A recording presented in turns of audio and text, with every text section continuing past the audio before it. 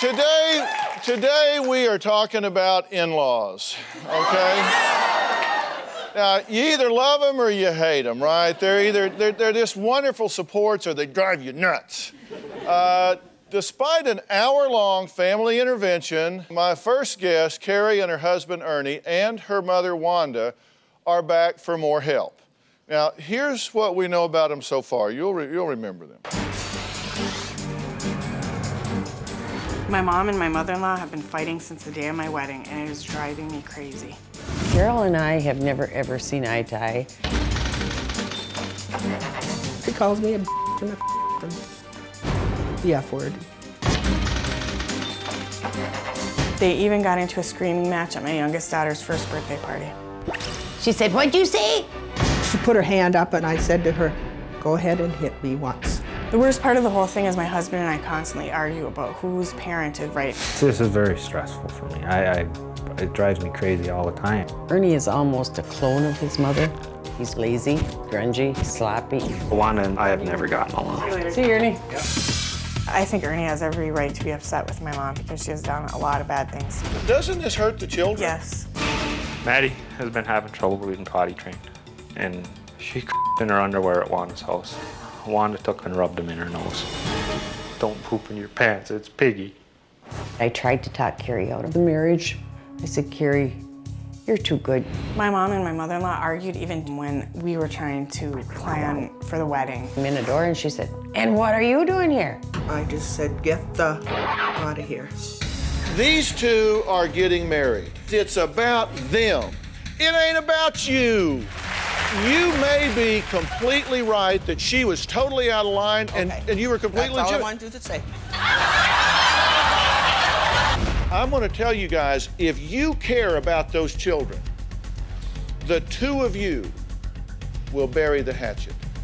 I don't have a problem with Wanda, other than you're not going to laugh at me or humiliate me or call me and everything else in public. My heart's just broken. I think Carol needs therapy. I think Ernie needs therapy. And I think maybe we all need family therapy. I felt there was more work to be done with this family, so I invited the mother-in-laws back to see if they could get along on a camping trip. Oh my God, it is. We're camping. All I've got. Welcome. Just take me back to the airport. Carol finally agreed to go into the Winnebago to watch a message from me. Hey, DrPhil here. The task that I'm about to give you will be challenging, but for your hard work, there are big prizes for tonight. I'll be watching you both very closely. I'm disgusted with Carol. I didn't think she would just totally shut down like that. She had the power to make the decision of, am I gonna try and get along and get this stuff for my grandkids? If you can't suck it up and have your grandkids have stuff, then you know what? I don't need to be flexible. I'm outspoken. Some people love me for it, and some people hate me for it. I don't expect Ernie to love me, but on the other hand, he should have a little respect for me. You walk in the house, you're afraid to even walk down the hallway? If I am by myself, you will attack me at the wedding. You're the one that walked up to me and said, "Thanks for ratting me out, you son of a b***." It was a joke. As silly as that sounds. I don't think you've ever had a good home life, and you don't know what having a loving family is all about. I'm being forced to choose between you and him. I can't do that anymore. It's tearing me apart. I can tell by the look in your face that you are so mad at me right now. Do you call Carol names? Behind her back or to her face? You know, I was going to be a surgeon. The most vile word to any female is the C word. I probably have said it in front of the grandkids. You are so much alike that you can't even stand to look at each other. You are contaminating their relationship. If you care about those grandchildren, you two will find a way to be peaceful. Okay, now I wanted Carol and Wanda to spend some time together. Maybe not camping, but someplace just to meet and talk and try to get along. Well, they finally agreed to have coffee, but only for 10 minutes. And if these two could get along, I think it would bring on a lot more opportunities for them kids. I can't look at her for a reason, okay? Because every time I look at her, I see that diaper in my grandchild's face. Well, Carol, What am I supposed to say to I her? would be willing to go home, Carol, and meet you for coffee at a restaurant. Yes, I'll go to coffee with her if she wants to sit down and talk and be reasonable. Mind if I have a seat? No, I'm not going to get up and pull it out for you. That's a man's job. Yeah. From the time Wanda sat down, I don't think it was a hard, long time for me to sit there. It wasn't painful for me. Well, what's happening? Did you have a good time? I had a real good time. When I first came over there, I was amazed that she asked me to sit down, or she said, go ahead and have a seat, and that she initiated the conversation. I was very proud of her. I've been to Oregon and Washington. I actually loved Oregon. Just loved it. I was very surprised she opened up that much. I mean, I just thought Carol would just go into total shutdown mode. But it's my first time on the West Coast. False chit-chat. Did you hear what Casey asked me for his birthday? Cowboy boots. He said, Grandma, you gotta go find me a lasso and a donkey in California. A donkey. We have nothing in common to talk about except grandchildren, and so I just made conversation. 30 seconds left. 30 seconds left. Are you timing it? No. I guess the positive part of it was that DrPhil said enough to us to get us to sit down and talk. This wouldn't have happened in this lifetime had it not been for DrPhil's intervention. Yeah, I'm great. Looked like a real healing took place there. All right, now, while Carol and Wanda tried to build a bridge, Wanda's daughter Carrie struggled to make sense out of her mother's behaviors. I want you to watch what happened just minutes after I left the stage when Wanda thought the show was over. My mom, right after the show, when she went to give me a hug, whispered in my ear, You got and that's the joke, and I'm going to tell DrPhil I said it. oh, for crying out loud. She gets away with it, right? Because nobody else sees it. She came up to give me a hug and make it look like, oh, you know, everything's great. And that's what she whispered in my ear. And right now I'm just emotionally drained. I hope DrPhil doesn't believe I was just playing for the camera. I think my mom is kind of going to stay the same. She's going to say, you know, why did you air my dirty laundry? And things may get worse. I'm emotional right now. I thought DrPhil really brought up some good points. There's a problem here with boundaries. You are contaminating their relationship. You are creating problems in their relationship. That's not your job. My mom can't change, then I guess, you know, it's going to be me and Ernie and the girls. If she wants to be involved, fine. If she doesn't, fine too. And I never pictured myself that bad.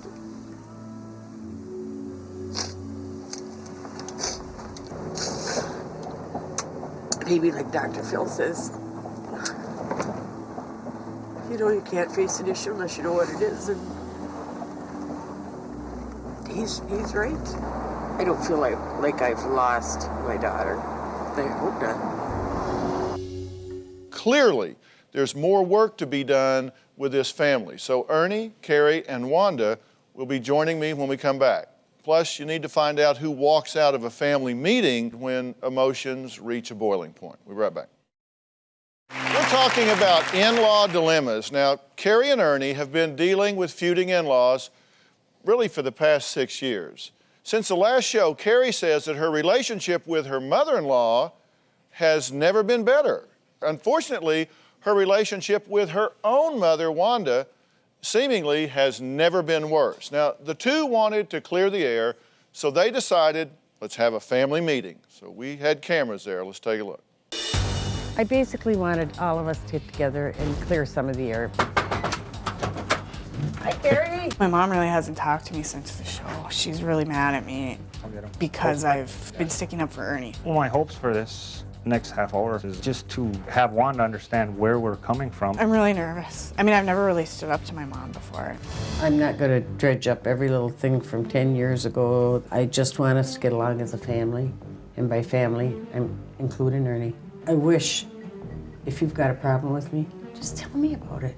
In the past, I felt like I have, and I've got jumped on for it. We never realized that you held this inside. I stuff it all down because, honestly, Fred, you have told me just that's the way things are. You got to learn to deal with it. How come you haven't for the last couple of weeks? How come I haven't heard Because you all call? we do is argue. Oh, get on. From now on, I'm just gonna do what I want to do, and I'm not really gonna care what anybody thinks of it. Oh, I think you should care. I think we care for you. Everybody in this whole issue has said that I need to get a backbone. Everybody wants me to have a backbone for what they want me to have it against. Ernie wants me to have a backbone to stick up to, you know, you and his mom. You want me to have a backbone to stick up to Carol. Carol wants me to have a backbone to stick up to you. Since we're being totally honest here, I feel like Mom can say whatever she wants. That's your own fault if you don't say what you want. I have, Dad, and the consequences aren't pretty. I never realized I was that much of a thorn in your side. I'm just supposed to take all this crap all the time and act like it doesn't matter to me. Like what you said to me after the show, how do you think that made me feel? I don't even remember. You called me a Oh, I mean, was it honestly a joke? it was honestly a joke.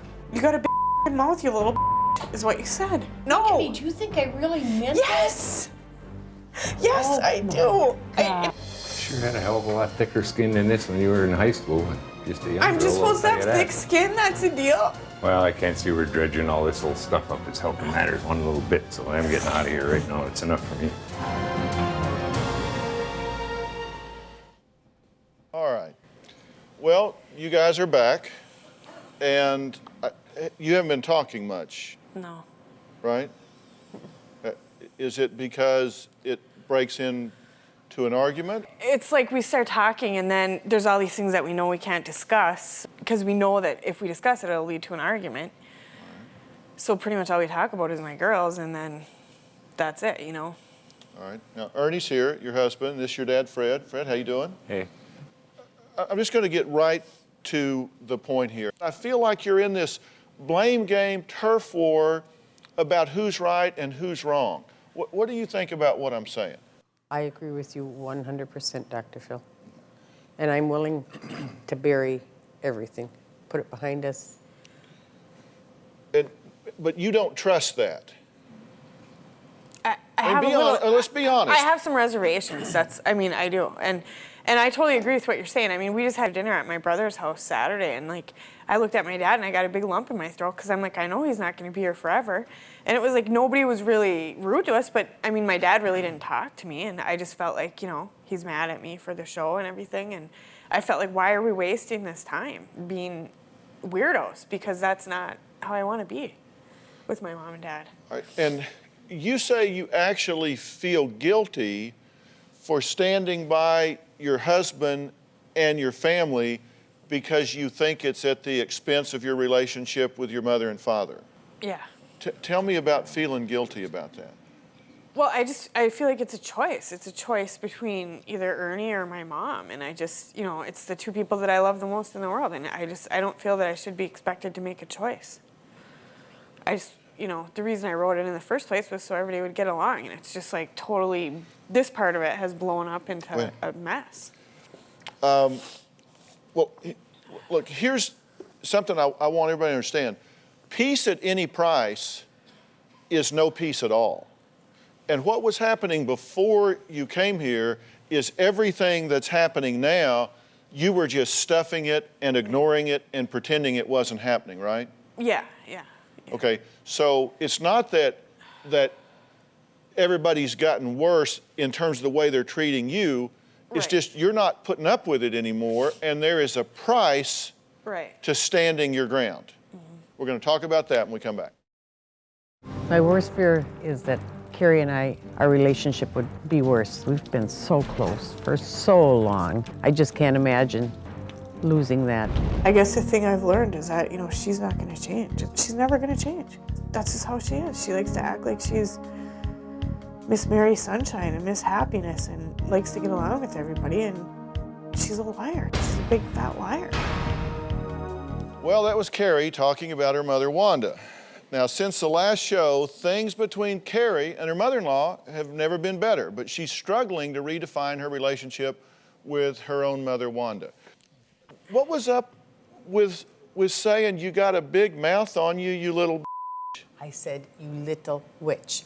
That was a misinterpretation. I'm sorry. That isn't, am I not right, Fred? Did I not tell you that after we got home? And that's the end of it. She does have a big mouth. Well, our cameras are just rolling all the time, as you saw earlier. And we caught verbatim what Wanda said to Carrie after the taping. So let's see again what you think is a joke. Now, I have this bleeped here, but I can unbleep it. But let's just roll the tape. You got a big rosy little. And that's a joke. Now don't go telling Dr. Phil I said it. Oh, for crying out loud. Okay, now you say that you said which to me, I'll give you that even I don't think that's right, it's pretty clear. But whether it was which, gritch, whatever, was that said as a joke? To me it was, and I think Carrie knows me well enough. Anybody can laugh, they can smirk all they want to. Carrie knows me well enough. Did you see her face at the end of that? Yes, I did. So is that the kind of thing you're talking about, that it appears everything's fine, but underneath, nyeh? Yeah. Okay, and the reason I'm asking you that, there's a point at which you just have to move forward. If we just said, all right, look, you cannot change the past. It's over, it's done, nothing's gonna happen. You've all said things about each other, but you've got to go forward from here. What do you need to stop doing in order for things to get better? I guess I've got to start being a better mother-in-law and a better mother. I never knew that I hurt Carrie's feelings that much. I'm very sorry, Carrie. And if I've got to change my whole lifestyle and my language, well, then I'll try to change. Nobody's asking you to do that. That's ridiculous. Nobody I ever said know that when I said that on the show, that was very inappropriate. But look, you love your husband, right? Totally. I mean, he's the one, you're gonna keep him? Well, I think we've been married 37 years. You've been married 37 years, and that's who you're married to.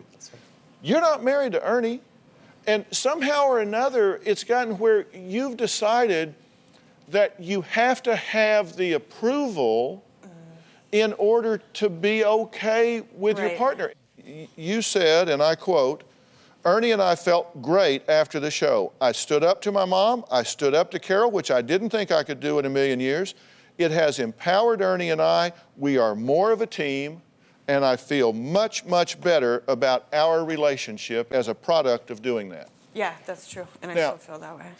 Then you need to decide, Wanda doesn't have to feel great about your husband. It'd be wonderful if you did. You've actually said he's a hard worker, he's a good husband and a good father. Yes, he is. And then you went on to say some other things about him that weren't very flattering. But maybe you can focus on those things. This is about boundaries and about maturity. You've got to put up boundaries here. And you really need to just kind of lighten up and love those grandchildren. If it's tolerating him, then you can live with tolerated, can't you? Mm-hmm. Yes. I can live with it. That would be an improvement, wouldn't it? It would be an improvement, yeah. Over some of the things that you've experienced in the past. And if you just tolerate her, I mean, he's been rude to you and said ugly things to you, and you admit that, right? Yep. And you admit that you've said ugly and rude things to him. That's unbecoming to both of you. So, this family needs a hero. It needs a lot of heroes. It really does. You know what I mean by hero? Somebody that just steps up and says, you know what? I'm going to be the one that is the bigger person here. Mm-hmm. The only person I control is me. You're either contributing to this relationship or you're contaminating it. If she's contributing to it, great. If she's contaminating it, shut the door. Okay. Same with you. Just decide, you know what? I am not going to get down in the gutter and fight this out anymore. I'm not going to do it. I'll take the high ground. Mm-hmm. You've got to forgive him for everything he said that he shouldn't have said, everything he's done he shouldn't have done. You've got to forgive Wanda for everything she's said or done that has been hurtful to you, and the same with you. You truly choose forgiveness and move forward. But the key to success is boundaries. It's none of your business how those two are getting along unless you're invited into it. It's not your job to have to please your mother all the time. Yeah, that's You're married. It's time to be an adult. Yeah. And I'm sure my mother doesn't approve of everything I do. and she watches me every day. But you just have to do the best you can, but focus on your family, okay? And we're gonna really make a decision to just forgive the past. Don't try to fix it. We don't wanna play the blame game. I don't wanna convict you of all the things you've done wrong, and you, and you. Right. Forget it, doesn't matter. You know, Fred had a good point to me. He said, hey, you know, quit talking about this stuff. Let's move on, right? Wasn't that your point? That was my idea. All right, I want you all to keep listening. We're gonna talk about some more stuff. All right, next, we're gonna talk to a married couple that live in his mother's house. Now, can you imagine that if you were all living with one of your mother-in-laws? You're gonna find out why 3 is a big crowd when we come back. Well, we're talking about in-law problems today, and maybe a day is not enough to do that. Now, Ray and Elena have been living with Ray's mother, Edith, for the last year. Now, Elena says she can't stand being around her meddling, abrasive mother-in-law. Ray says his mom's just trying to help. It's not her job, so you gotta tell her to back off. The biggest issue with my mother-in-law is that she just interferes too much. We have 15-month-old twin boys. If we're getting ready to go out somewhere, she'll just say, don't you think they need hats? Don't you think they need socks on? And it's just like, I know. She's very defensive and very independent. She doesn't want help from no one. I have spoken to her, and you have spoken to her. And, and it doesn't work. Collectively, it doesn't work. I can't stand being around her. Elena is very protective of the kids. It's all right for me to help, but no one else. When Ida goes near my kids, I can feel my blood boil. I just want to be able to do what I'm supposed to do as a mother, and I want to have no interference, and she just interferes. She'll come into the kitchen and walk past me, and she'll say to Ray, tell her I don't want her folding my clothes. Then I'll say, Elena, you just walked by me, why didn't you tell me? Then she says, I'm their mother. I said, no kidding. Elena acts like a 10-year-old. She needs to grow up. If Elena's mad at me, she brings the children out, but she hides their face to ignore me. They scream at each other. There is a lot of door slamming. I don't want a relationship with her. Ida used to curse in front of my sons. She would call Ray and she'd call the dog and I was absolutely appalled. I asked her to stop, and she replied, if you don't like it, you can get the hell out. She moved into my house. When we passed each other in the hall, we just looked the other way. Elena feels as if everyone is against her. Maybe she just doesn't understand. Well, then that's what you got to figure out because I can't take this anymore. I feel like she's turning him against me. If I favor one or the other, they both feel disrespected. I don't want them to move out. They can't afford to move out. Eventually, either my mother will end up having a heart attack or Elena will leave. I'm trying to communicate, and I'm not being heard. If my thoughts and feelings continue to be disregarded, I can't stay. Well, you feel trapped where you are, right? Definitely. And you opened your home to them, why? Because when she came from Canada, it was going to be her home. But she is on the defensive end for everything. Yeah. This is your husband, right, Ray? Now, you feel like you're in the middle as well. Absolutely. Okay, and you think he's not supporting you, correct? Correct. You said, and I quote, it's hard to support something you don't believe in. Correct. What were you referring to? Over the past year, I believe Elena has created this wall, and within this wall, there are certain people that she has accepted. The kids, her mother, her father, myself, and if they are out of that loop, she doesn't open that door. She actually rejects help from the outside. Okay. Well, all right, I'm going to come back to that. You have twins, which are awfully cute, by the way. And you just love having the twins around, I know. But when you're upset with her and you're going by, you will cover their faces so she can't see them? I believe that's what she said. But no, I don't cover their faces. You turn them so I don't see them, and you walk right out the door. Okay, I would agree with that. Let's start over, okay? I deal with things straight up. And if you guys don't have a problem, then let's go home and I'll do something else. But if you do, you've got to be honest about it. I'm not trying to put words in your mouth, but let me tell you what you have given us. That you haven't spoken to her in 3 weeks, that you slam doors in her face because you don't want to deal with her. You lock your door when you leave because she goes in there and cleans your bed and sheets and flips your mattress and... No, I never flip the mattress. She says I do. Okay, I'm just... Okay, you said that she flipped your mattress, right? You laid down on it, it was really hard, you pulled the sheets back, and sure enough, she had flipped your mattress while you were gone. And that was just offensive to your sensibilities in some way? Well, I mean, it's, if I want my mattress flipped, I'll flip it myself. It's an intrusion to your privacy. It goes beyond the mattress flipping and the, it goes beyond that. You get upset if she washes clothes, the kids' clothes, and does laundry and things like that, because you feel like that's your job. It's my job. Okay. You said you feel anger and resentment towards her, that you are appalled by her as a person. I said that. You think she is rude and abrasive, that she never has anything intelligent to say, that you just don't enjoy being around her, don't enjoy talking to her, that she's ill-mannered, and you do not want your children around her.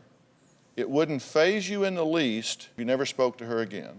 Now, stop me if I run a red light here. I just want to blow up. I know I'm going to snap if something doesn't happen. Did you say those things? I said those things. Okay, and does that pretty much embody your feelings towards your mother-in-law whose home you're living in and whose food you're eating? And Right. now, I'm going to get to you in a minute. You I'm may think keeping this quiet. is going great, but I'm going to get to you in a minute. Because there are two sides to every story. I mean, you've told her, if you don't like it, get the F out of my house. Mm-hmm. And if she says, please don't swear in front of my children, you just ratchet it up and do so even more. No, she said That's what you said. yes, and then she apologized. Right. She said, accept my apology. I said, okay, I won't swear anymore in front of them. I said, they're only a year old, like they can understand. I was just trying to break the habit early. Because it's not good to be doing it in front of the kids, and they do understand, trust me. And they have good And a memories, year-old. and they will, oh yes, ma'am. They understand Thank you, the Dr. Phil. tone, they understand that a word is emphasized and that it's ugly, and what's more is you'll be at the grocery store with them and they'll repeat that for you when the preacher's coming by and shaking your hand. I mean, trust me, I know this the hard way. All right, let me take a break. And then I'm going to come back and see if we can unravel this. Tough situation. We'll be right back. Elena just does not like my mother, plain and simple. When I first got pregnant, she said, you guys should have used rubbers. I feel like one day I'm just going to snap. All I want is a little appreciation from Elena. Just a word of thanks is enough. Well, we're talking about in-laws. Now, imagine living with yours. I'll give you a minute. Run it through in your mind. It's tough because the privacy is compromised. Now, that's Elena's problem. She says when she asked her mother-in-law to stop cursing around her 15-month-old twins, that Edith said, if you don't like it, you can move the F out. Elena's husband, Ray, says he feels stuck in the middle, which I can well imagine. How old are you? I'm 40. What are you doing living with your mother? Because it hasn't really just been a temporary thing. Correct. But you've actually been there for like a year. Yes. I had a job and I lost it. And because I was previously married, I am paying support for those kids. And it's very difficult. You need to move. If you have to go to Home Depot and get a tent or something, you're going to damage things here in a way that's irreconcilable. You're newlyweds and you've never had your own place with your husband, which puts you in a really bad spot that you're not handling well. Right. You said, I resent her, I don't like her, I have bad feelings about her, and then you said, and I don't know why. Well, let me tell you why. You're in an untenable situation. It's not fair to you. And you're not handling it well. You're letting it get the best of you to the point that you're being rude and abrasive, right? Yeah. You bite, you're going to get bitten back. Right. But you two are both victims here. And then that takes a lot for me to She say. won't take any help, assistance you offer, forget it. Right. And do you know why? Because she wants to be in control. Because she's the mom. It's her family, it's her children. And she's a young mother who's wanting to stake out her territory. And she says, it's my job to do the laundry, it's my job to make the bed. And when you do it, that's kind of like saying you can't. I mean, Right. it hurts her feelings and sends her a message. Ida, listen, your heart, I truly believe your heart is so in the right place. You've opened your home. You're being very giving about this, but you're being victimized by the fact that you're in an untenable situation. Do you understand what I'm saying? I absolutely understand. And you're going to wind up getting a divorce here. Elena, and I love her to death. However, I mean, she has never really established, her own place. And I want to give her, everything that she could possibly want. And you're right. We need to establish our own residence. And again, that's not going to help the situation between her and my mother. Long term, it will. Oh, yes, it will. Long term, it will. I agree with that. I've been doing this for 30 years. Trust me, it will help immensely. There are a lot of people who get along a lot better long distance than they do standing next to each other. And not because there's anything wrong with either person. All right, let's take a break. I want to come back and talk about this some more. We're talking about problems with your in-laws. Now, Elena lives with her mother-in-law, Ida, and it's creating a lot of friction, a lot of tension. And do you get what I'm saying? I'm saying two things. Number one, you are in a very unfair, untenable, and bad situation. Yes. And you're being victimized by that situation. And number two, you're not handling it very well. Right. Do you agree with that? I agree. Okay. And you're in an untenable situation because you've got a new mother here, a new wife here that's trying to get her feet on the ground and make her nest. And then here you are being the quintessential mom who's wanting to go around and fix everything for everybody and do this and do that and wash this and fix that. And she's saying that job's already been filled. And so she feels threatened and crowded and encroached upon by you, who are just taking care of your home like you've always done. So there's not an evil intent in what you're doing, in my view. And one of the things you talked about was how much you valued and appreciated the relationship you had with your grandparents. Right. I mean, so you recognize how important that can be for your twins to have a great relationship with their grandmother. Because there is no purer love in the world than grandparents. I mean, right? Because they don't have to do any of the discipline. They don't have to do any of the dailies. They just get to, give toys and hugs, If they're old enough to discipline, I'm sure she'd like to do that too. Yeah, well, but we're not trying to start a new fight. No. What we're trying to do is move on here. So what I'm trying to do is say that you've got to decompress this situation some way. If that means you need to get a job and contribute and start working, you need to get some sort of employment, some sort of plan, some sort of way to give your marriage a chance to breathe. Did you hear me talking to these guys about boundaries? Yes. You have none. You have no physical boundaries. And the only fences that are being put up are fences of hostility and resentment. And that's not a good way to build a fence. No, I understand that, and I appreciate that. I think just in the heat of the moment, I think a lot of words are said that cut very deep, and you can't just take them back. No. And I think that stems from a lot of the issues. Yeah, and do you think this would be decompressed if you moved in some way? Absolutely, yes. Do you have a plan for living separately? Yes, I do. How's that? I do have a job. I start next week, actually. Okay. So, and will that provide you enough wherewithal that you could get even a small apartment, or? that is the first step. We will be getting our own place. You don't need a lot of distance here, but you certainly need a different roof. That is very, very important. And I really think that you two might want to revise your relationship. Look at this after you've been separate for 30 days. Everything you're getting from her right now is distorted by the situation you're in. You got to take the chip off your shoulder, and the only way to do that is to get your own place and space where you can be who you're supposed to be, right? That's what needs to happen. But then you need to really cultivate a relationship between the boys and grandmother. That'll never happen. Is that true? No, I would. We just need to get things resolved, and that's why we're here. So We'll see. See, these are the attitudes both of you are kind of sitting here like, boy, yeah. And I understand that you need decompression, and you need to let time heal some wounds here, and you need to step up and be the leader here and get this situation resolved. And that's the problem.